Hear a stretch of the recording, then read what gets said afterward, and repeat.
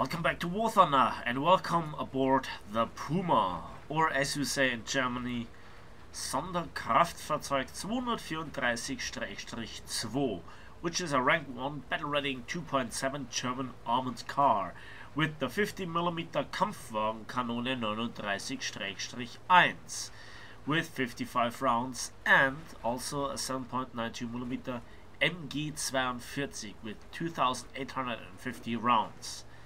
So, for all the guys out there who like to listen to me speaking German, here you have it. Now, to this vehicle I have to say it's very, very strange. Is it fast? Yes, but what? Not all the time. It has so many good sides and it has so many extremely bad sides at the same time. So while it has the potential to go really, really fast, in a lot of situations it's outright disastrously slow.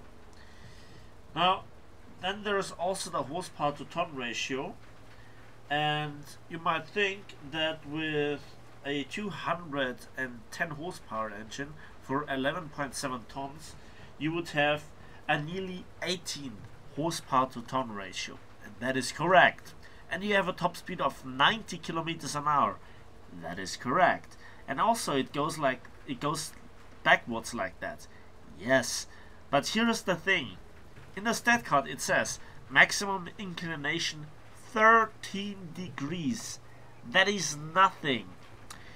Just to give you a comparison, the Marder 3, the Marder, you know, the rather slow thing based on the Panzer 38T chassis, has a maximum inclination of 41 degrees, which is pretty much standard for German tanks. I mean, you know, we could exaggerate it a little bit. Mouse, maximum inclination 41 degrees. So here we really have to say this is not very good. I think it's down to it having just wheels and no tracks. So I think this is the major advantage of half tracks. So I got here my first kill, this Cromwell, and it kind of shows you what is what. The cannon is awesome in the certain special circumstances because it has a high rate of fire. It has a high rate of fire of 3.9 seconds for my expert crew. And if we then go for the expert crew, let me have just a quick look. 3.7. That is fast. And you have 55 rounds. That is good. What about the ammunition? Well, it's your typical German Panzer 3, 50mm. You have the Panzergranate 39, stock round. 97mm of penetration, and it has a TNT equivalent of 45.9 grams, and it's not that slow, 835 meters per second. Yeah, it's not too bad. And then you have two APCR shells, of which I just recommend the Panzergranate 40. Why do I not recommend the Panzergranate 41? Well, it has less penetration, it works a little bit better against sloped angles, but yeah, it retains it even not better. Panzergranate 40 it is. Always aim for the flat parts, master velocity 1180 meters per second. Yeah, you need it actually. You need it against flat surfaces on T-34s or Shermans. Now, I think you should use just the Panzergranate 39, especially because of your playstyle, which is trying to flank the enemy. That is your bread and butter.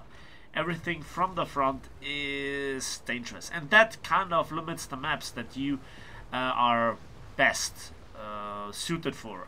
Those are rather wide open maps, and maps that give you a lot of ambush opportunities, a lot of room to maneuver, a little dips and wells where you can hide, but no steep slopes that you need to climb.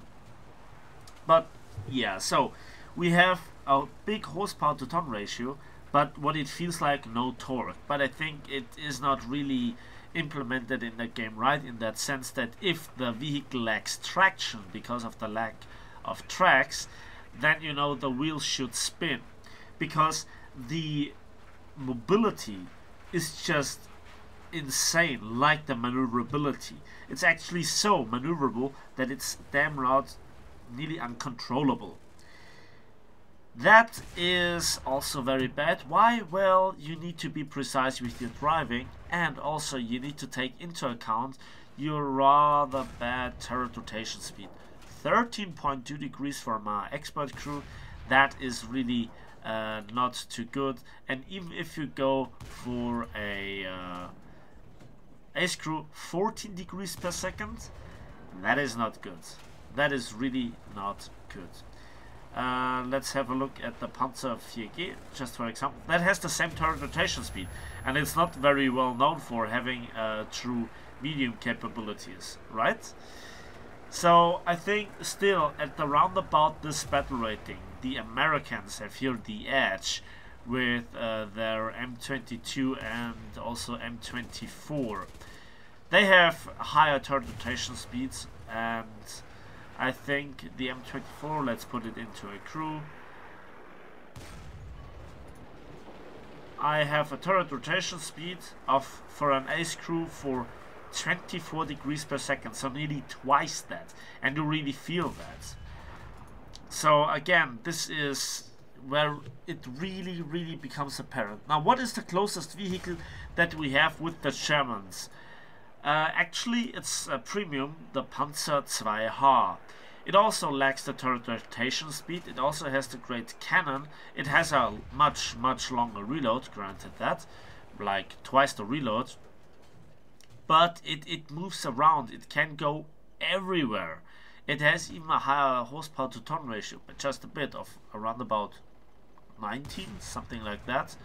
The top speed is not as high. The reverse speed is not that good, but overall it's, you know, in certain situations it's worse, in certain situations it's better, and they nearly have the same battle rating, so you kind of know where you're going. By the way, this vehicle has a surprising amount of armor, or the enemies just always shoot the gun mantle, which is the part that is armored the thickest, or they just hit the edge at a very strange angle. And technically the armor at the side, 8mm with 4mm of spaced armored partially, should get overmatched, and it will get overmatched even by machine gun bullets. They 50 cals in particular, when they have your side, you're dead. But you have 4 crew members, the driver in the front, and then the loader and the gunner in the turret, and then you have a machine gunner in the rear of the vehicle, facing the other way. Maybe he is for driving backwards. At least there is part of the transmission on his feet, so I guess I'm not quite sure. I guess he drives the vehicle backwards. It's an armored car, so a reconnaissance vehicle practically.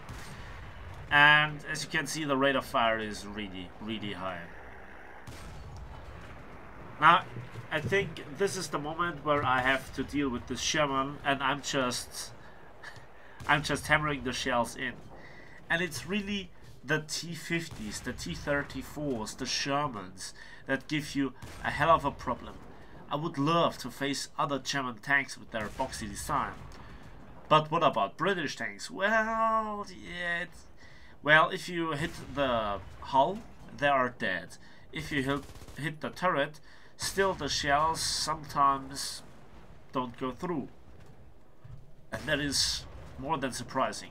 So what I really like about this vehicle is its stupid maneuverability. It's like on flat terrain, it can maneuver like, you know, forget about this with tanks. It can corners like crazy, and it can just move around. And the funny part is, unlike a tank, when it turns, it doesn't lose all too much speed. Why is that? Well, you know, with a tank, you have to lower the speed on one track to turn in that direction. That was a very lucky hit, by the way. This guy stood there for minutes and tanked, and you could see in his points he did a fine job, and he got his ace. Sherman at this battle rating, very strong tank in an up tier. So you really have to train how to drive with this vehicle, because it's different from a tank, very different. Then again, the survivability, it's like trollish. Sometimes you die to the first shot, and sometimes, you know, enemies just I don't know where they shoot, but they should go through all the time, and then you survive and you bounce the shots. Here is a great example. Those guys, I don't know, they don't take their time to aim properly, or I don't know. So I have to repair again, and I have a dead engine, 24 seconds, impossible to survive, right? Yeah, where does he bounce? Does he shoot somewhere where he doesn't hit anything? I don't know. Is he consistently shooting my turrets? I have no idea what this guy is doing. Next shell just doesn't go through. At the side is 8mm, and I don't know. This was not angled by, you know, intentional. And there you can see a little bit the problem with the engine. It's, you know, the horsepower to ton ratio of 18 should feel better. But again, it's on sand. Avoid mud and sand and, you know, things that lower your speed in a normal tank as well. By all means, under all circumstances. Take the longer route. Retreat. Just hide and seek and try to go for the ambush shot like that. I saw him going around the corner.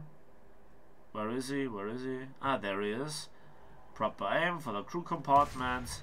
Goodbye, sunshine. Valentine Mark 11. Tough tank from the front, to be honest.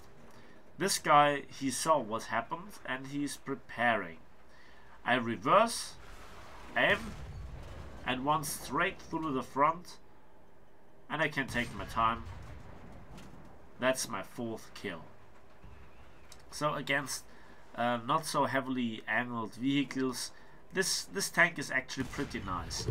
Now the T17E2 car can deal great damage to you, and is yeah, it's a AAA. Of course, AAA is your major threat. And I guess that's the match. So good result right there. Again, it was an open map. I used everything that I could use. This tank sadly has no access to smoke shells. It's not the tank that I expected it to be. The turret rotation speed is really something that you have to take into account with your playstyle.